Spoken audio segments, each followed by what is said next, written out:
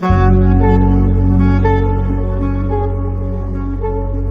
something deeply unsettling about a person who doesn't fight back, not because they're weak, but because they don't need to. You've been that person, haven't you? The one who stayed quiet while they ran their mouths, the one who absorbed every hit and never swung, the one they mistook for a punching bag, and somehow, without throwing a single punch, let that sit for a second.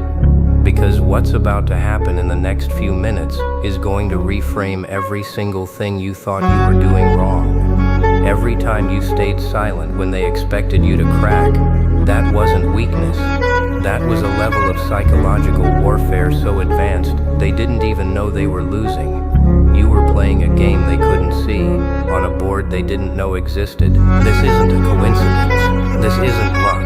This is something ancient, something wired into the deepest architecture of human nature, something the greatest minds in history understood and that most people will spend their entire lives never grasping. The ones who learn to be still while everything burns around them. So if you've ever been told you're too passive, too quiet, too patient, if people mistook your calm for confusion and your silence for surrender, stay right here.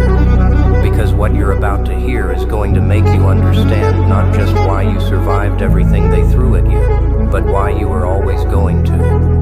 There was never another outcome possible for someone built the way you are. And that's not motivate. They came for you in waves, didn't they? First it was small, a comment here, a slight there, a moment where they tested the waters to see how much you'd take. And when you didn't react, they got confused, so they went harder. They talked about you in rooms you weren't in. They planted seeds of doubt in the minds of people you trusted. They whispered stories into ears that had never questioned you. And the cruelest part, the part that kept you up at 3 a.m. staring at the ceiling, wasn't even what they did. It was that nobody said anything. The people who watched it happen stayed quiet. The ones who knew the truth went along with the lie because the lie was easier and safer and more convenient for everyone except you. You stood in the middle of a story you didn't write, wearing consequences you didn't earn, and you still didn't break character. That's not normal. Most people There's a particular kind of pain that comes from being misrepresented by someone who knows exactly who you are. Because a stranger's opinion is just noise. But when someone who sat at your table, who ate your food, who laughed at your jokes, who knew your private fears, when that person becomes the author of your worst narrative, it doesn't just hurt, it disorients. It makes you question the entire foundation of your own judgment. It makes you wonder if you ever knew anything at all. But here's what nobody told you in that moment. Here's the thing that gets buried under all the pain and the shock and the disbelief. The fact that they had to lie about you. The fact that they had to campaign against you, gather people, coordinate stories, apply sustained effort to destroy what you built. That's not a sign of your weakness. That's a document of your power. Weak people don't require that kind of operation. Only threats do. There's a psychological phenomenon that researchers have studied for decades, and that predators in social environments understand intuitively. They just can't articulate it. It's called reactive devaluation, and it works like this. When you react to an attack, you legitimize it. The moment you defend yourself, you hand the attacker the one thing they needed, your energy, your panic. And once they have that, they own the narrative. Your reaction becomes the story, not what they did, what you did in response. But when you don't react, when you absorb the blow and keep moving like it didn't land, something extraordinary happens inside the attacker's psychology. They spiral, because the entire architecture of their move was built on getting a rise out of you, and you refused to give them the building material. Now they're standing in front of a structure they tried to demolish, and it's still standing, and they don't understand why. And that confusion is more destructive to them than anything you could have said. Silence doesn't just protect you, it dismantles them.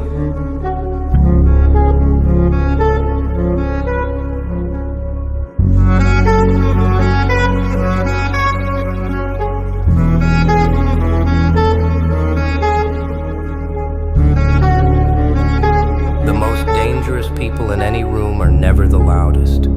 Think about every powerful person you've ever encountered. The ones who made you feel something without saying much. The ones who walked in and changed the temperature without announcing themselves. There was something about their stillness that felt loaded, intentional, like a weapon with the safety on. That's not an accident of personality. That's a cultivated relationship with restraint. They understand that response is a resource, and they spend it carefully. And you've been doing this your entire life without being taught. Every time you chose not to clap back when they expected you to, you were recalibrating the power dynamic in a way they couldn't see or name. Every time you let the slander pass without a press conference, you were forcing them to live in the consequence of their own actions without the relief valve of your reaction. You were making them sit inside the story they created with no way to redirect the energy. That's not patience, that's precision. That's a level of emotional intelligence that takes most people decades of therapy to develop, and you were doing it on instinct. Here's the part nobody talks about. Here's the chapter that the people who underestimated you never got to read. While you were silent, while they were busy interpreting your calm as defeat and your stillness as shock, you were evolving. Something was happening underneath the surface that they had no access to and no ability to stop. You were processing, you were recalibrating, you were shedding every version of yourself that needed their validation to function. And that kind of internal restructuring doesn't make noise. It just produces results. The people who broke you open, and let's be honest, they did break something, let's not pretend otherwise. They broke the version of you that was still seeking approval from people who were never going to give it honestly. They broke the habit of over-explaining yourself to people who had already decided what they wanted to believe. They broke the instinct to shrink yourself to fit into spaces that were never designed to hold everything you actually are. And yes, that breaking hurt. It was supposed to. Metamorphosis always looks like destruction from the outside. And while they were out there celebrating their apparent victory, something was shifting in the people around both of you. Because here's the nature of character. It's not a statement, it's a pattern. And patterns reveal themselves over time. Every lie needs maintenance. Every constructed narrative requires energy to sustain. And meanwhile, you were just living consistently, quietly, as yourself. And people started to notice the difference in workload. Consistent truth requires nothing. Consistent lies require everything. This is the part where the math turns against them. This is the inflection point that most stories about betrayal never reach because most people can't survive the patience required to get here. But you did. You stayed in the game without playing their game. You maintained your character without performing it. And now the ledger is settling in ways that have nothing to do with you chasing just own. Because that is what happens when two opposing forces are given enough time. Reality wins every single time. It just takes as long as it takes. Let's talk about what they actually built when they tried to destroy you. Because this is the part that should make them lose sleep, not you.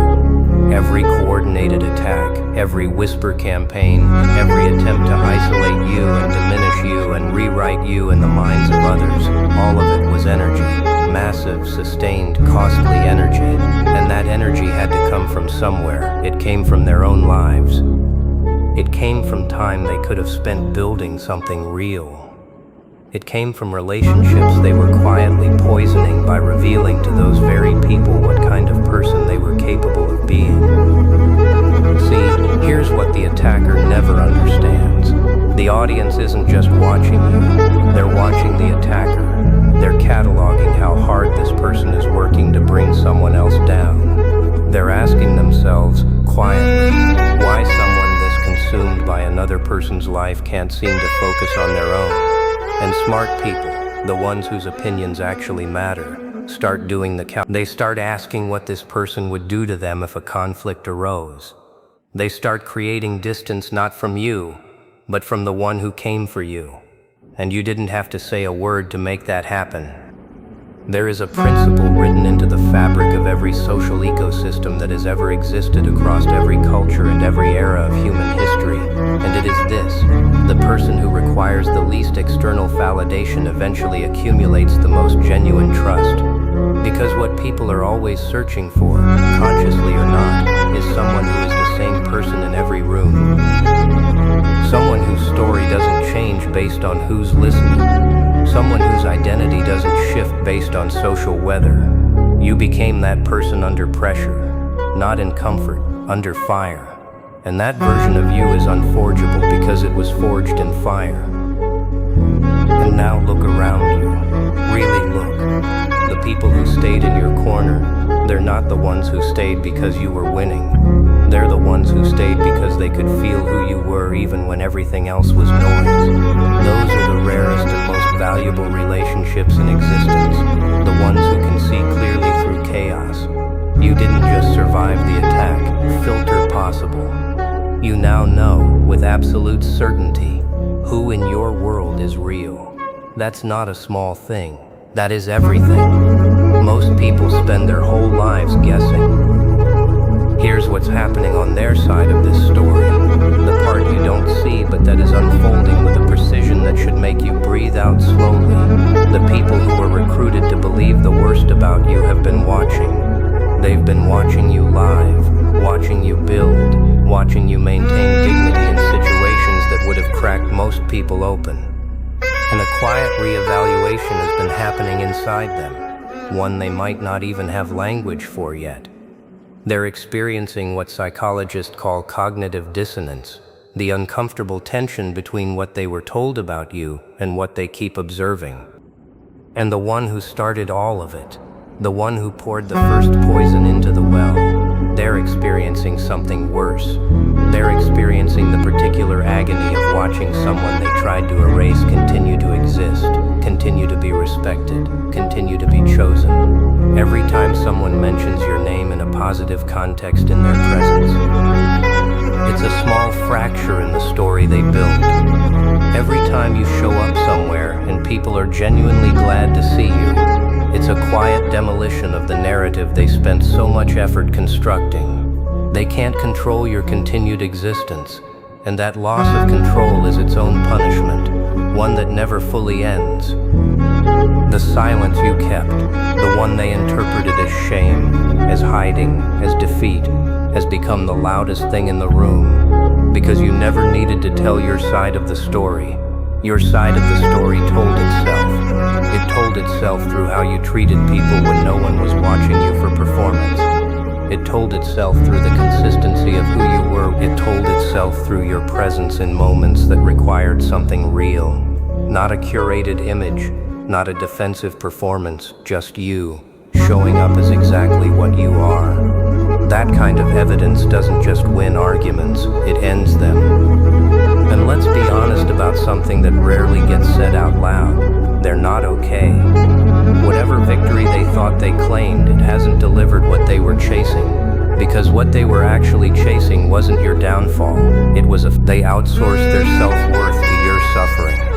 And since you refuse to suffer loudly, since you refuse to collapse publicly, they've been left holding a hollow wind that doesn't fill anything. They're still empty. They'll stay empty, because that hole was never about you. Let's name what happened to you on the inside, because this part matters more than anything external. You were taken to a threshold, a point where most people either collapse completely or calcify into bitterness and spend the rest of their lives in a low-grade war with everyone who reminds them of the ones who hurt them. Both of those outcomes make sense. Both are understandable, but you took a third path, one that almost nobody finds, and it changed the molecular structure of who you are. You became someone who has been tested at depth and didn't break at the foundation. There is a quality that exists in human beings who have endured sustained betrayal and come through it without losing their fundamental decency, and it is one of the rarest qualities on earth. It is not toughness. Tough people are just armored. It's not resilience. Resilient people bounce back to who they were before. It's something closer to transmutation, the capacity to and convert it into fuel of a completely different kind. The kind that burns clean, the kind that produces clarity instead of smoke. You now run on a fuel source most people never develop access to. And the result of that, the practical, real-world result, is that you are now nearly impossible to manipulate, because the tools that are used to control most people, social approval, they don't flinch at the same things. They don't negotiate themselves down from their own truth because someone threatened their comfort. That's who you are now, not who you'll be one day. Who you are right now, in this moment, shaped by every single thing they put you through. The irony that they will spend the rest of their lives trying to process, that might never fully land for them, is this. They tried you were into whatever you're becoming. They did you the one favor they would have never consciously chosen to give you. They made you undeniable. Let's talk specifically about the ones who kept poking, because there was a particular category of person in this story who couldn't accept your silence and made it their mission to break it. They tried everything. They escalated the attacks to see if a bigger provocation would finally produce the breakdown they needed to witness. They sent the stories through intermediaries, hoping the second they created situations designed to force you into a public response, a confrontation, a moment of visible anger, something they could point to and say, see, this is who they really are. And every single time, you didn't give it to them. Not because you weren't affected, when you wrote out everything you wanted to say, when you had the receipts and the timeline and the truth lined up like a case study, and then you closed the tab, you put the phone down, you went to sleep on it, and the next morning something in you chose silence again. That choice, repeated over and over under increasing pressure, is the most sophisticated form of self-mastery that exists. Not the kind you learn in a seminar or read about in a book. The kind that you can know your own truth without requiring the world to acknowledge it. That is freedom. Actual freedom.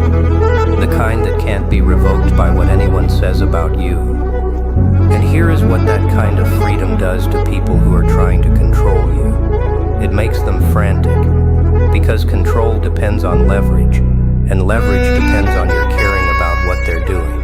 When you stop performing distress, when you stop trying to manage their perception of you, when you fully release they cannot influence. And people who build their power through manipulation of others have no framework for handling a variable they cannot move. They have no next move. The game simply ends, and they're left holding nothing. Here's the truth about where you are right now, and it's a truth that most people in your position never get told clearly enough. You are not at the end of something. You are at the beginning of something that has no ceiling, and behave when the incentives for integrity are removed, and the only reason left to be who you are is that it's who you actually are. That knowledge is a different category of self-possession than anything that gets built in comfort. The people who tried to end you have actually done you the cruelest possible favor. They've already shown you the worst. They've already played their biggest cards, and you handled it. Which means everything coming at you from here forward is something you've already demonstrated the capacity to survive. That's an asymmetry that works entirely in your favor. They've spent their ammunition. You've discovered yours. And ammunition that's been tested under combat conditions is worth more than anything that's only been theoretical. You now know what you carry. You know what holds under fire. What comes next isn't revenge. Revenge would require you to dedicate your attention to them, and they've already consumed too much of your energy. What comes next is full investment in the version of yourself that emerged from this, the version that doesn't beg to be understood, the version that doesn't over-explain, over-apologize, or over-perform for people who've demonstrated they don't see clearly, the version that moves through the world with the quiet confidence of someone who has already been tested and already knows the result. That's who you get to be now, permanently. They paid for that upgrade without meaning to. So let them tell their version. Let them keep the story they need to keep. Let them have the narrative, because narrative is all they walked away with. You walked away with something they can't catalog or take or diminish. You walked away with character that was pressure tested, with a network of people who stayed when staying was costly, with the kind of self-knowledge that only comes from being taken apart and choosing how to put yourself back together. They couldn't destroy you, and now you know, permanently in your bones, that nobody can. That's not a belief anymore, it's a fact with evidence, and you are the evidence. If you made it to the end of this, you're not here by accident. The person this was made for, deeper into the psychology of how the quietest people in any room end up holding the most actual power. That's exactly what comes next. Stay close, like the video and comment and subscribe the channel. Thank you.